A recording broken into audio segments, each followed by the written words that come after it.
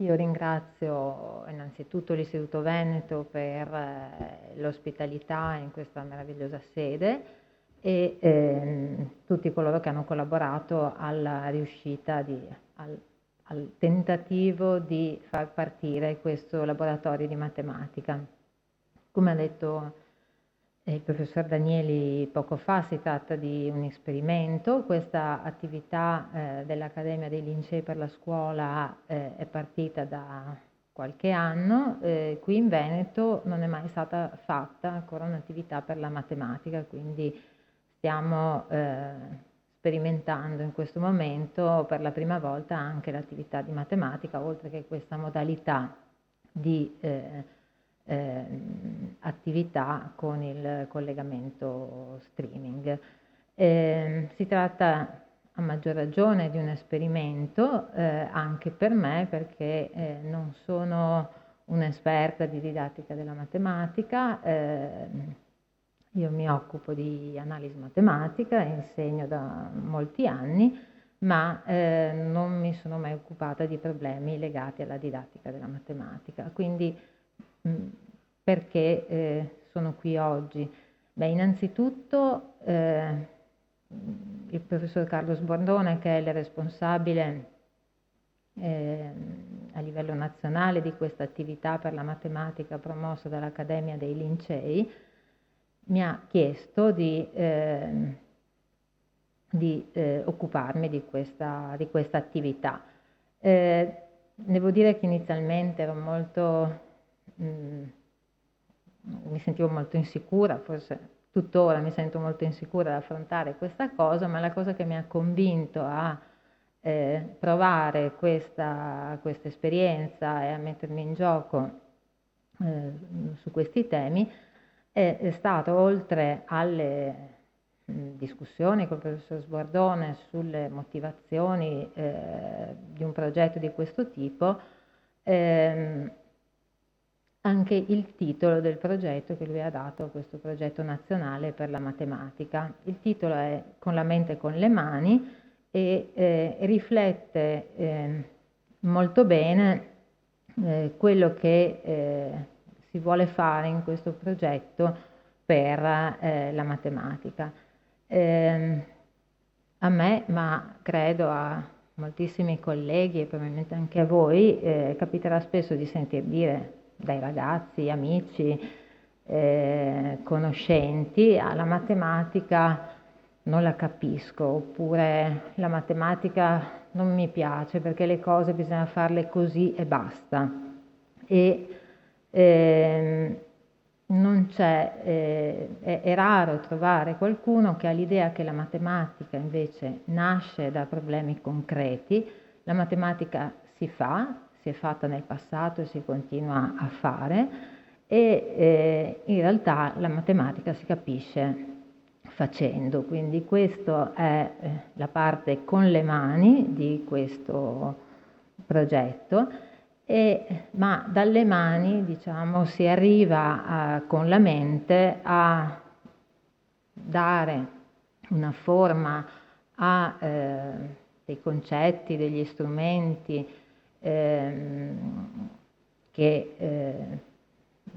diciamo, si elaborano nel tempo e ci portano verso un'astrazione. Questa astrazione poi ci dà una ulteriore marcia in più, ci permette di nuovo di fare con le mani più cose, perché quando abbiamo uno strumento astratto in mano, questo è uno strumento molto duttile che si applica in tantissimi contesti, quindi si ritorna anche alle mani in un secondo momento.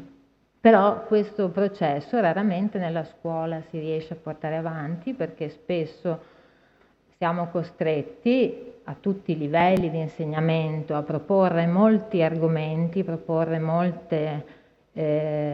nozioni e non abbiamo il tempo di far provare ai ragazzi cosa significa costruire qualcosa con le proprie mani, arrivare a un risultato con le proprie mani. Ecco, per questo motivo ho scelto anche un argomento molto di base, che sono i numeri relativi, perché penso che sia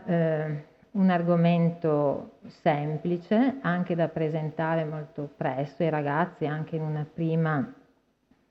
al primo anno della scuola media secondaria di primo grado, che consente di fare un percorso appunto anche di laboratorio vero e proprio. Questa attività abbiamo detto che si chiama anche laboratorio di matematica. Tante volte quando parliamo di laboratorio di matematica sappiamo che facciamo riferimento magari a un momento di discussione, all'utilizzo di un computer e così via. Però alcuni argomenti si prestano anche a un'idea di laboratorio che è più vicina a quella che forse hanno i ragazzi, cioè un posto dove si fa qualcosa. E io adesso ho preparato questa relazione al computer, quindi con dei disegni, delle cose che comunque restano astratte, ma penso in una modalità che credo possa dare spunto per provare delle esperienze anche concrete con i ragazzi. Un'altra cosa che penso che concretizzi un po' la matematica sia un po' raccontare alcune storie della matematica, perché questo fa sì che i ragazzi vedano come si è evoluto nel tempo uno strumento, un concetto, una definizione e così via. E anche questo non riusciamo a farlo spesso a tutti i livelli e a me piace qualche volta quando insegno per esempio la definizione di limite in un primo anno ricordare che l'umanità ci ha messo parecchi secoli ad arrivare a una definizione di limite soddisfacente e che è quella che utilizziamo anche oggi. Per questo dico ai ragazzi che mi trovo in aula: non spaventatevi se vi sembra una cosa difficile. È stato difficile per l'umanità arrivare qui, è difficile ovviamente trasmettere questo concetto in 5 minuti, mezz'ora, un'ora. Quindi credo che anche questo di accennare brevemente a quello che l'umanità ha percorso per arrivare ai concetti che oggi maneggiamo, qualche volta con molta sicurezza e tranquillità, come se fossero cose che abbiamo sempre utilizzato, trasferisca l'idea che la matematica è frutto di un lavoro che è durato per molti anni. Allora, perché i numeri relativi, dicevamo? I numeri relativi innanzitutto dove nascono e quando li incontriamo. Allora, già al tempo dei babilonesi per problemi contabili c'era la necessità di indicare appunto una mancanza, un debito e così via, e quindi già nelle tavolette più antiche babilonesi si trovano scritti dei numeri negativi e ancora nell'antichità già si usano alcune regole algebriche, per esempio quella del prodotto, e anche si pongono dei problemi di rappresentazione dei numeri che per esempio si risolvono con uso di colori diversi per indicare numeri positivi e negativi. I matematici indiani già fanno un uso delle regole algebriche nell'insieme dei numeri, anche con i numeri negativi appunto, e anche introducono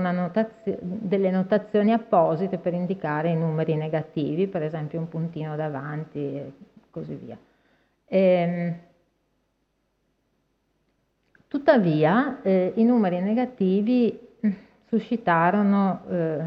una certa diffidenza. Infatti già alcuni matematici indiani scartano le soluzioni negative delle equazioni e questa diffidenza si diffonde anche in Europa e tant'è che fino a tempi abbastanza recenti questi numeri vengono chiamati strani o assurdi e ogni qualvolta si trovano delle soluzioni di equazioni che sono soluzioni negative, vengono scartate. Sono state presentate appunto anche altre possibili notazioni, come la m che sta per minus davanti o dietro ai numeri negativi, e poi si arriva ad Euler e Gauss, che portano invece a pieno diritto i numeri negativi nella matematica e ne fanno un uso che va ben oltre quello che è il semplice significato di numero negativo, diciamo come debito o come mancanza di qualcosa, e mostrano insomma qual è portano l'applicazione dell'uso di numeri negativi dentro a strumenti molto più importanti. Per arrivare a una definizione rigorosa bisogna aspettare la fine dell'Ottocento e l'inizio del Novecento, che coincide con quel periodo che per la matematica è stato il periodo della formalizzazione rigorosa e coerente di tutta la matematica, che ha portato a grandissimi risultati nel corso del Novecento. Ecco, questo per dire un pochino, molto rapidamente, la storia dei numeri relativi o dei numeri negativi in generale, come si arriva al concetto di numero relativo. Adesso io qui ho scelto di presentare i numeri sulla retta reale, potremmo dire tantissime cose su come si presentano, su cosa sono i numeri. E tuttavia il fatto di presentarli sulla retta reale, anche sulla retta diciamo, toglie molti equivoci quando si passa alla definizione delle frazioni, per esempio, anche nei corsi tenuti dal professor Sbordone sulle frazioni all'interno di questo progetto dei Lincei, è ribadito più volte questa idea, che l'idea di frazione, per esempio, può essere ambigua in molti contesti e perde questa ambiguità se presentiamo i numeri sulla retta, perché in questo modo possiamo dare una definizione rigorosa e senza ambiguità. Per questo motivo ho scelto anch'io di partire dalla retta sulla quale sappiamo che una volta che fissiamo un punto che chiamiamo origine, che indichiamo con 0, e un punto che indichiamo con 1, sappiamo rappresentare tutti i numeri naturali. Adesso io qui li ho fissati a partire dallo 0 verso destra, che è la cosa che si fa abitualmente, e tuttavia però rimane immediato osservare che c'è qualcosa anche a sinistra, quindi perché non mettere, diciamo, dei segni anche a sinistra. Non sono messi a caso ovviamente, vedete bene che sono simmetrici rispetto a quelli che ho fissato prima, ma se prima non avevo dubbi diciamo di dove dovevo scrivere 1, 2, 3 e così via, quando comincio a scrivere delle cose a destra, a mettere i puntini a destra e a sinistra, qui li ho distinti coi colori, ma non sappiamo più come distinguerli. Per questo motivo si introducono gli ulteriori simboli che sono il più e il meno e che mi identificano da che parte rispetto all'origine sto. Questo equivale anche a introdurre un orientamento sulla retta, infatti vedete che qui oltre ai numeri più 1, più 2, meno 3, meno 4 e così via, ho messo anche una freccia sulla retta per dire che quella è il verso nel quale io sto guardando la retta, quindi i numeri positivi a questo punto stanno a destra oppure dalla stessa parte della freccia rispetto allo 0, i numeri negativi stanno a sinistra. Quindi i simboli più e meno indicano la posizione di quel puntino che avevo messo sulla retta e distinguono i numeri positivi dai numeri negativi. Allora, ammesso che con questo abbiamo introdotto in qualche modo qualcosa che indichiamo come numero positivo e come numero negativo, noi sappiamo che nell'insieme dei numeri naturali noi abbiamo anche delle operazioni. Per esempio abbiamo la somma, e se abbiamo due numeri naturali, n ed m, possiamo definire la somma rigorosamente dal punto di vista algebrico, ma se siamo sulla retta e introduciamo la somma nell'ambito della retta che stiamo guardando, sommare un numero n significa fare n passi nella direzione della freccia che ho indicato sulla retta, quindi faccio n passi in questo caso verso destra. Devo dare un senso però anche, e quindi mantengo questo significato di fare n passi nella direzione della freccia anche quando lavoro con i numeri relativi e sommo a un numero relativo un numero che è positivo. Vedete qui ho scritto più n, significa che faccio n passi verso destra. Che significato posso dare al sommare un numero negativo invece? Coerentemente con il modo con cui abbiamo introdotto i numeri negativi,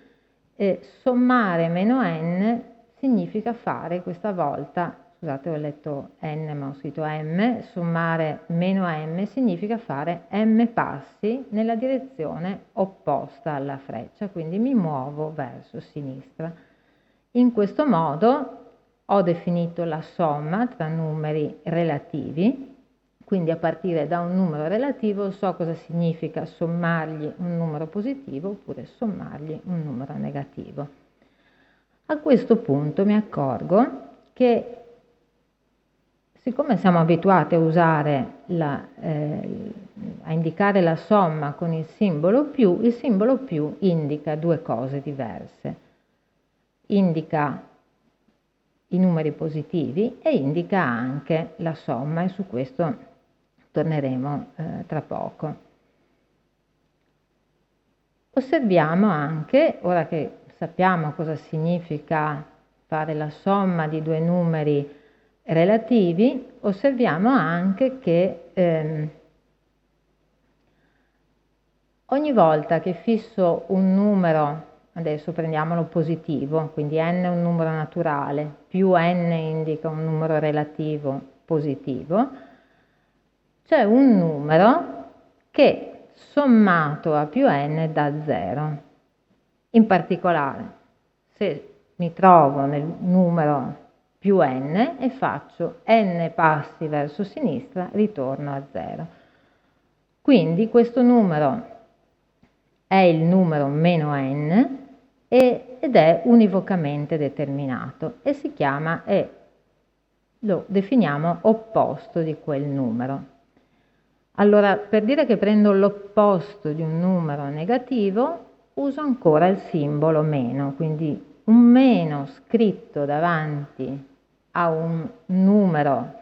al numero più n, significa che sto prendendo l'opposto di quel numero. La stessa cosa posso osservarla con un numero negativo. Se scrivo meno davanti a un numero negativo, per esempio meno 3,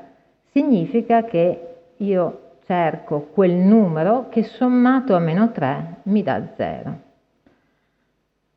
Allora, se ricordiamo cosa significa sommare,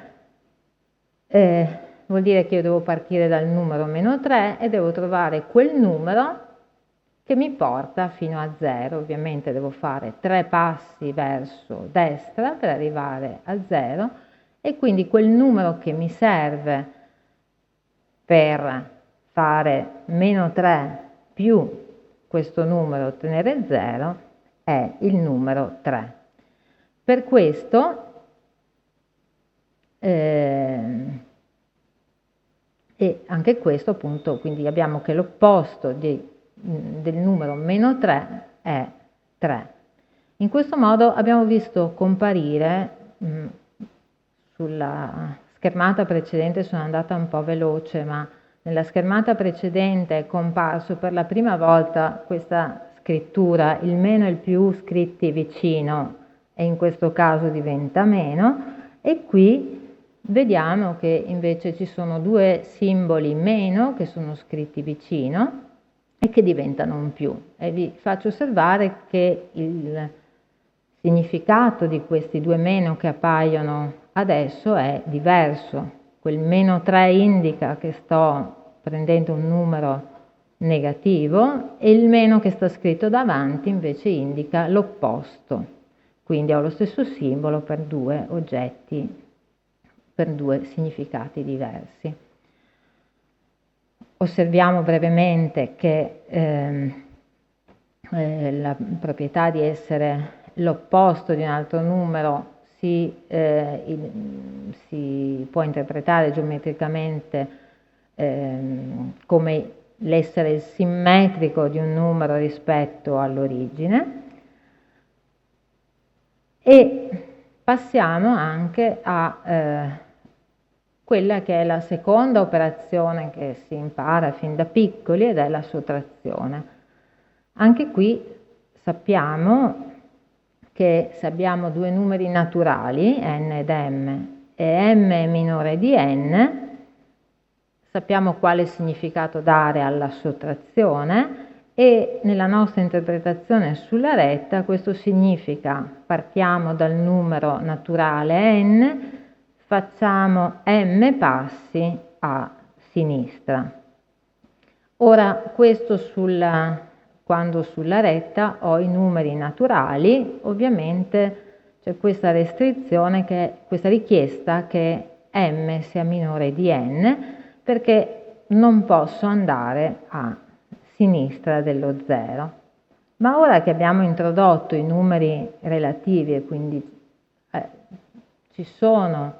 tanti numeri anche a sinistra dello 0, non abbiamo più bisogno di questa restrizione, perché anche andando a sinistra possiamo fare quanti passi vogliamo, e quindi ha senso scrivere per esempio più 5 meno più 8, che vorrà dire partiamo dal numero più 5 e facciamo 8 passi verso sinistra.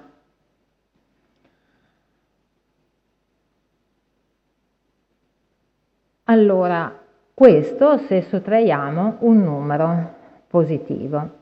Cosa può significare sottrarre un numero negativo? Abbiamo visto che tutte le volte, in tutte le occasioni in cui abbiamo incontrato fino adesso i numeri negativi, facciamo sempre il contrario di quello che si fa con i numeri positivi. Quindi se prima andavo verso sinistra con la sottrazione, questa volta andrò verso destra, però diciamo detta così la cosa non rimane abbastanza astratta e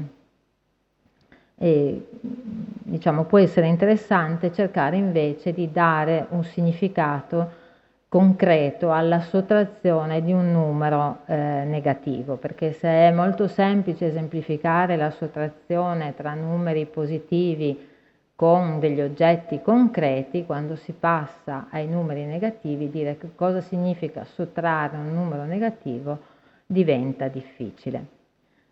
Prima di concretizzare questa cosa vi faccio osservare che anche la sottrazione continuiamo ad indicarla con il segno meno.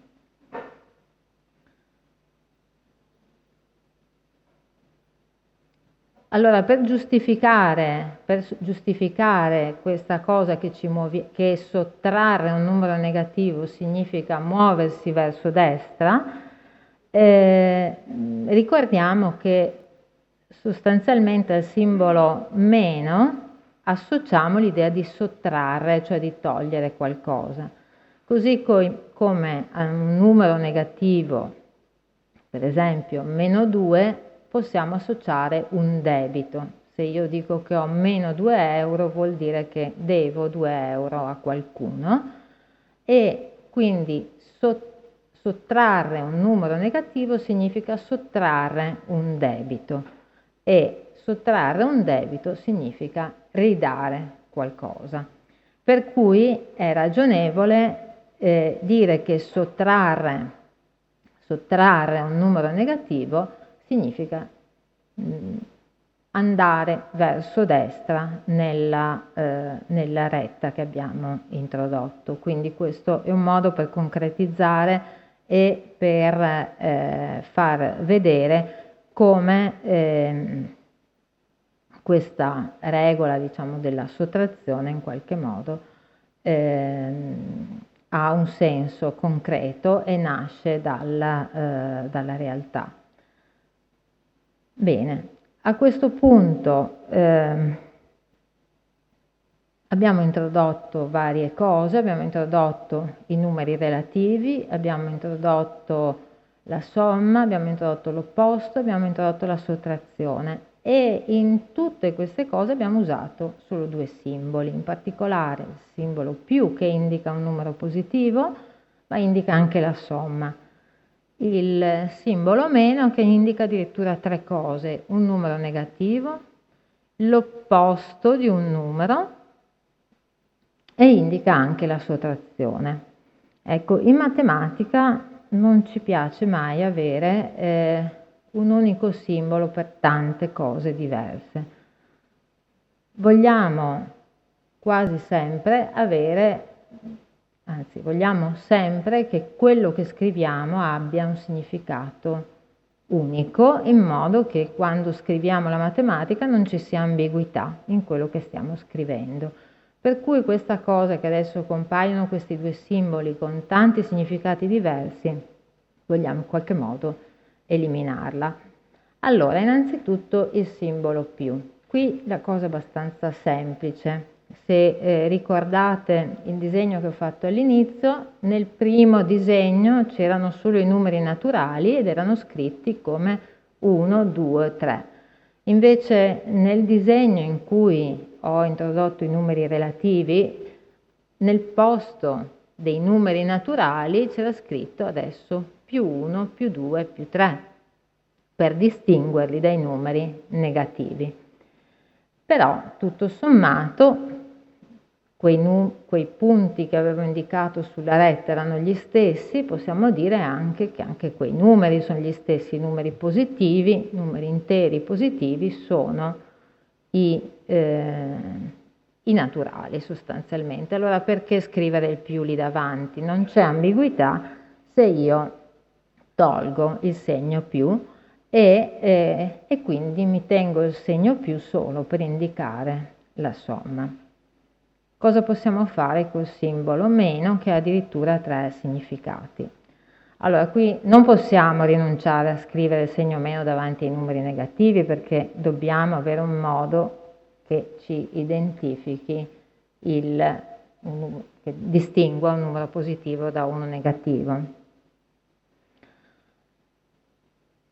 Quello che possiamo osservare, per esempio, anzi l'abbiamo già osservato, che quando il segno meno ha il significato di opposto, per esempio scriviamo che l'opposto del numero più 2, e adesso abbiamo detto che possiamo anche rinunciare a scrivere il simbolo più, quindi scriviamo meno 2, meno tra parentesi 2 per dire che meno è l'opposto del numero 2, ma abbiamo già osservato che l'opposto del numero 2 è il numero meno 2 e quindi anche qui diciamo possiamo identificare diciamo, il numero negativo meno 2 con l'opposto di un numero positivo. Quindi abbiamo chiarito che relazione c'è tra l'opposto di un numero positivo e i numeri negativi, per cui anche qui il significato diventa unico. Resta il problema della sottrazione. La sottrazione, ma se ricordiamo come abbiamo definito le operazioni poco fa, osserviamo che quando andiamo a fare una sottrazione di un numero positivo, qui ho scritto l'esempio 5 meno 8, parto dal numero 5 e faccio 8 passi verso sinistra. La stessa cosa però l'avevo fatta anche quando ho definito la somma di un numero negativo. Infatti sommare meno 8 a più 5 vuol dire fare 8 passi verso sinistra partendo da 5. Il risultato è lo stesso. E ancora la sottrazione di un numero negativo abbiamo osservato prima che vuol dire fare un certo numero di passi verso destra, che era esattamente la stessa cosa che facevamo con la somma di un numero positivo. Quindi abbiamo queste due uguaglianze che 5 meno 8 è come fare 5 più meno 8 e diciamo nella prima scrittura dove ho scritto 5 meno 8 intendo che sto facendo una sottrazione, mentre qui sto sommando l'opposto del numero 8, però sono due operazioni che danno lo stesso risultato, così come se faccio meno 1, parto dal numero meno 1, gli sottraggo meno 4, questo è esattamente come partire dal numero meno 1 e sommare 4. Quindi in realtà quando lavoriamo nei numeri relativi possiamo anche rinunciare al concetto di sottrazione, osservando quello che abbiamo appena visto sulla retta. Ecco, questo percorso era quello che volevo fare perché penso che questo percorso qui si possa fare, e probabilmente lo si fa abitualmente in classe quando si presentano i numeri relativi, è un percorso che può essere fatto anche con piccoli giochi, esperimenti,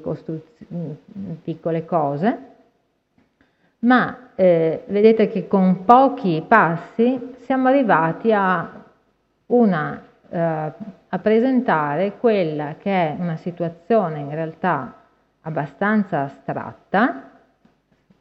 questo che è questa,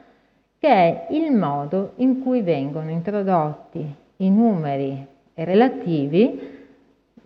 in maniera rigorosa e diciamo, non mi piace tanto la parola moderna, diciamo nella matematica contemporanea e così come è stata introdotta appunto nel Novecento. Vi leggo questa schermata e la commento. Il modo rigoroso in cui si presentano i numeri relativi è il seguente: l'insieme è quello dei numeri che abbiamo introdotto prima. Nell'insieme dei numeri relativi c'è un'operazione che è l'operazione di somma, che è una funzione definita nel prodotto cartesiano dell'insieme di numeri relativi per se stesso a valori in z, vado un po' rapida su queste cose più tecniche, e la somma soddisfa alcune proprietà che giocando sulla retta si possono verificare facilmente e che sono la proprietà associativa, la prima, la seconda l'ho scritta in modo sintetico per scriverla in maniera rigorosa, dovrebbe esserci scritto che esiste un elemento che si chiama elemento neutro e che indichiamo con 0, tale che per ogni numero relativo A più 0 fa sempre A.